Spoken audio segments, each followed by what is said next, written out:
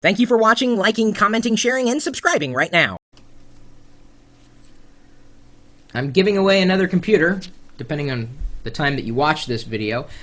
We're a couple weeks away from Christmas 2007, and if I reach 20,000 subscribers on YouTube by Christmas Day, then I will give away that computer the day after Christmas. So one of you out there is going to get that computer. It's just a random giveaway. Be subscribed to the YouTube channel. Be a regular commenter on my blog at chris.pirillo.com, and of course the benchmark is hitting 20,000 subscribers by Christmas Day. Benchmark, huh? That's funny. That computer, by the way, that I've been running is a QuadFX system, I guess lent to me by AMD. It's the reason why you see the AMD logo floating through our videos. That's a system I've been running Vista on for the past year, and have had issues with Vista, but of course other people have had issues with Vista on various computers, so I'm not the only one, and it's not necessarily the hardware. I'll be throwing Ubuntu on that computer before giving it away, so never fear. And that, by the way, has 4 gigabytes of RAM. Woohoo! Smoking. The reason why is because they've sent me another reference system to play with and use. It is based on their new Phenom platform, the codenamed Spider.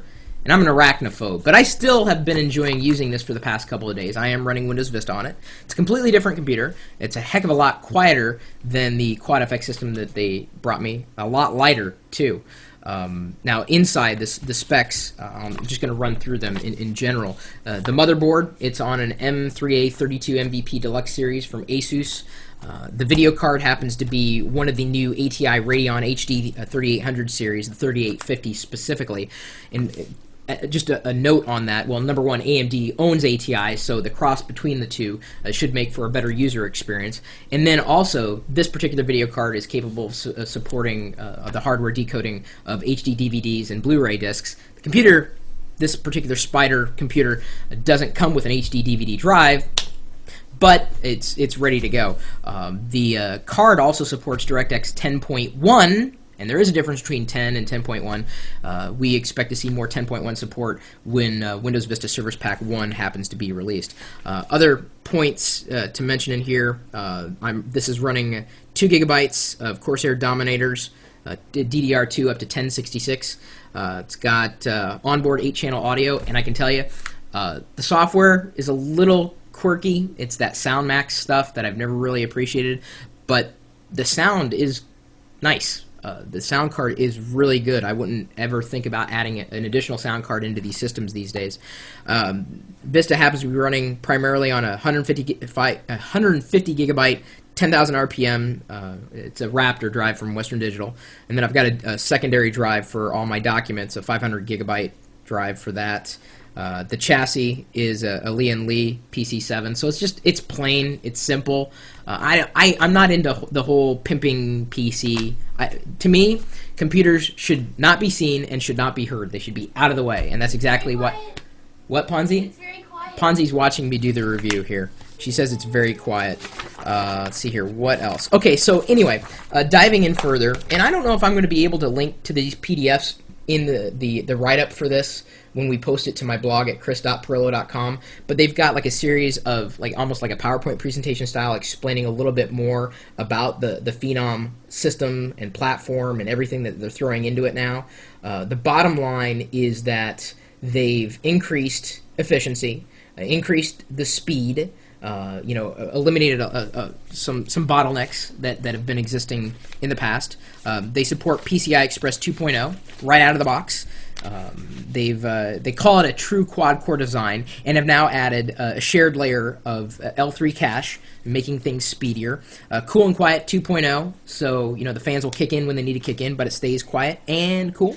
Let's see here, what else? Hypertransport 3.0, ATI Crossfire X, and the important part about that is that you can run 4 video cards on the same system. So you want to talk about running Crysis in high resolution. I've got 2 30-inch monitors here running without a problem.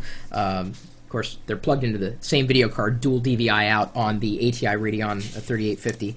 Let's see here, what else? It's the AMD 790FX chipset. And okay, so beyond all these specs and numbers, you're saying, well, how does it run? Does it run very fast? The cool well, no pun intended. The cool thing is AMD has been furthering the development of their overdrive software, which is really good, not just for those of you who like overclocking, but for people like me who, have been very careful about overclocking, because I'd rather have a stable system than the super fast system, running with water cooling and whatnot. But the overdrive software is built for both novices and advanced users. And in comparing that to what NVIDIA has done and what Intel has done for their overclocking software, AMD has got it. This is like, right now I'm looking at it, it's got a large overview telling me how fast things are running, how cool things are running. It's telling me everything about memory timing. It's running 44412 if you're curious about that's whatnot. Tells me how much cache I've got. I mean, not cache on hand, but specifically system cache, L1, L2, and now the L3. I can get a basic level, detailed level, and then the neat thing is, in the performance control, they've got a novice mode and an advanced user mode. Advanced user mode, you can tweak everything. If there's a system setting that you cannot tweak, I'd be surprised. So you can tweak everything. You can run it through the ringer. You can see which is the best settings for the environment that you have it set up on. Or, like me, you can go into novice mode and there's a slider. You can go between default or high performance. So by default, out of the box, the PCI Express or the 2.0 clock runs at 100 megahertz. You can bump it all the way up to 120 megahertz, eking that much more performance out of it just by moving the slider up. And of course, it increases other numbers as well. And you could just press the button, and then you can run some simple benchmarks to see if it's done anything. And you can usually raise it. In fact, when I did a couple of tweaks in the BIOS, making sure that the PCI Express 2.0 was taking the full hold and the system was taking advantage of the hardware that was on there. After I changed a couple things, I noticed that my system performance increased, well, at least by these numbers, integer calculations, floating point computations, memory speed, cache speed. The system performance number went from 2,000 to about 7,000. So it was quite an increase after just doing a couple of tweaks, but the software made it all possible. Of course, Asus has got their software as well, their AI stuff. I found the AMD tweaker to be, well, not only more stable, but certainly a lot easier to use. And the information that they're surfacing is awesome. I've never seen anything like it before. They've got a stability test that you can run through, the auto clocker, if you want to really get into making all those subtle tweaks that make all the difference in the world between your system locking up or your CPU frying. Now you might be asking, well, what about gaming? Gaming is nice. People who were tuned into the channel the other night watched me play Crysis on these 30-inch monitors. Now, granted, if I had 4 of those video cards, I probably would have done a lot better. However, I was just running it on the regular old video card. But even on a 30-inch monitor, it ran wonderfully. I kept a medium-sized texture and felt quite smooth. Granted, it was a lower resolution as my default resolution, but it was still quite an enjoyable experience from someone who's not really a gamer. And you might be saying, well, Chris, if you're not a gamer, why are you into all this stuff? Well, I like having good desktop performance.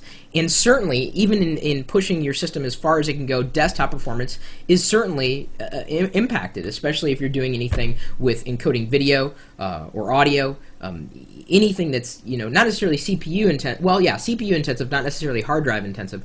But in this, like I said, in this base system, I don't think I would ever want to run an operating system on a hard drive that was spinning less than 10,000 RPM.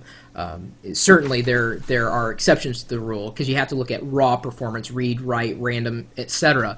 And some people have written about how the RPM doesn't really make that much of a difference. You have to look at overall benchmarks. But the Raptor is a little loud, but maybe it's because my system is quieter that I can actually hear the hard drive even though it's sitting behind my desk. It's certainly been good to me so far. I'm enjoying it. Vista has not blue screened on me. I have a feeling a lot of those blue screens were tied into NVIDIA. Sorry, NVIDIA. The ATI has been running great.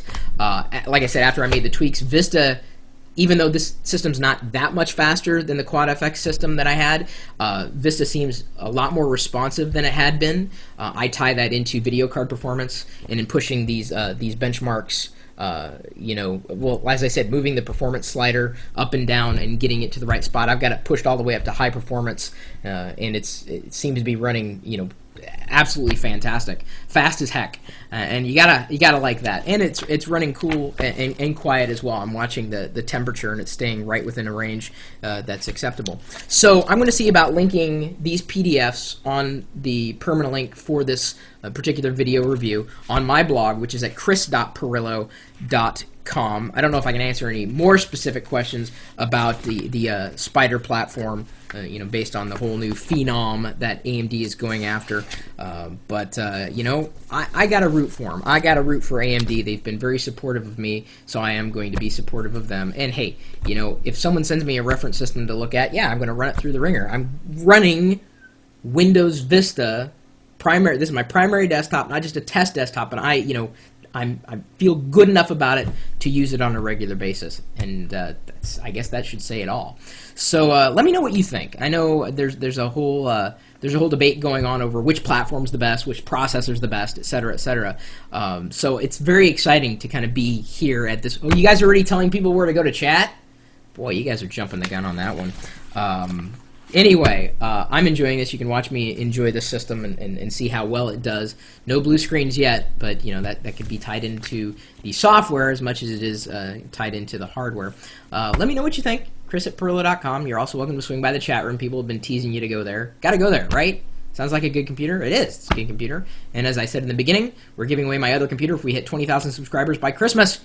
We'll give it away the day after Christmas. So, we're always doing something. You never know what we're doing. I may be looking at new hardware, new software, or a combination between the two. Maybe doing reviews, may just be doing random things, giving things away. We just have tons of fun. That's what makes us different, right? And if you feel different in that good kind of way, then swing by the chat room. Interact with us. Talk. Ask questions. Give suggestions. Give your take on hardware, software, the internet in general. We'd love to have you. We'd welcome you anytime, day or night, 24 hours a day, 7 days a week at live.pirillo.com. We'll see you later.